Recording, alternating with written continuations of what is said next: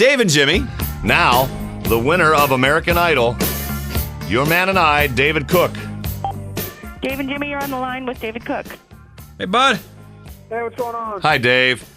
Hello. You've been asked this probably a million times, but I really want to hear it from you. You know, the night before you were given the American Idol crown, it seemed like the chips were down for you in every single way. The judges weren't breaking with you. How did you pull out the victory, you think, by 12 million votes? No idea, man. Sheer luck, I imagine. I don't know, man. It's strange, you know. I think walking out of Tuesday after what the judges had said, I certainly, you know, to continue this overused boxing analogy, I was on the ropes, and then, you know, going into Wednesday to hear the percentages, I was like, okay, second place is all right with me. I look good in silver, so. But you know, to be called the winner, I was in absolute shock. So. We were out there for that, and you know the shows are great in person. I tell you, you don't get a feeling on TV of what, the excitement that's really going on, do you? It's the excitement live is something that I still have not been able to really adequately explain. Did you guys feel silly doing the whole boxing thing when they made you come out in the trunks and all that? Are you kidding me? I look good in that robe, man. So let's get to some meat here. We know Kimberly Caldwell pretty well. She used to call our show about once a week during the season. Yeah. Has this thing just started, or was it going on? I heard a rumor it's been going on for a few months. No. We met a few months back to the show and stuff, but didn't really start hanging out until after the show was done. But she's so far been amazing and very, very supportive. How'd you get the guts to ask her out, man? I don't care who you are. It's nervous. I don't know. I have no idea because I to be as blunt as possible, I was very, very nervous. Tell us about the national anthem the other night. Oh God, that was hands down the scariest thing I have ever done. You know, it's just I'm a sports fan, and so obviously there's some nervousness there associated with. Oh my God, I'm singing at the NBA Finals, and it's the Lakers and Celtics.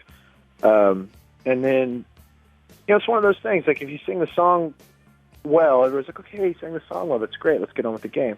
But if you mess it up, that's definitely a losing situation. You know, I don't think that song was written to be sung well by anyone. Yeah, I mean, it's a pretty tough song on its own. I got asked a couple times before I did it, you know, are you going to put any runs in it? Da-da-da. Well, no. Why would I add to the difficulty? Did you get to meet any of the players or anything?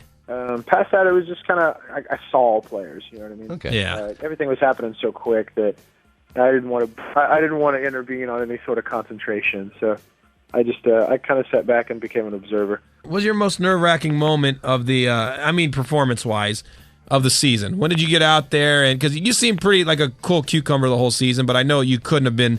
You know, there had to be times when you were unnerved. What was the worst moment for you? Well, everybody says that I kept my cool, man. I must have fooled you guys. I was nervous every week. Were you really?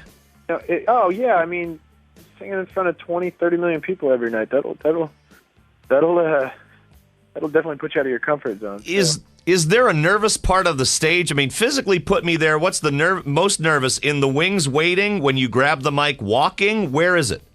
In the wings. I think once you get out on stage, you know, adrenaline takes over, and whatever vibe is in that room takes over. And you know, for me, it was all about putting blinders on and just really trying to focus on what I wanted to do with this song. And I kind of lost track of everything else. But nothing could top Wednesdays. I lived for Tuesdays and I died by Wednesdays. I still just cannot stand Wednesdays because of the show. Was your AC on your guitar? Is that for your brother? It's for both my brothers. You know, it's both my brothers, Adam and Andrew, have those initials, and for me, it was just kind of a superstitious thing for me to have that there, because I did that on sporting equipment whenever I was like in 7th grade, and it just kind of stuck. So I'm a fairly superstitious individual. So. Wait, why would you do it when you were so young? Just you were paying tribute to your brothers at that age, or just loving them, or what? Well, at first, you know, 7th grade was about the time when my brother first got diagnosed, and so I threw AC on it then, and then, you know, I couldn't not. All right, let me give you one last question, which you're not going to want to answer. But did you ever see David Archuleta's dad backstage cause any of the ruckus that we've read about every day?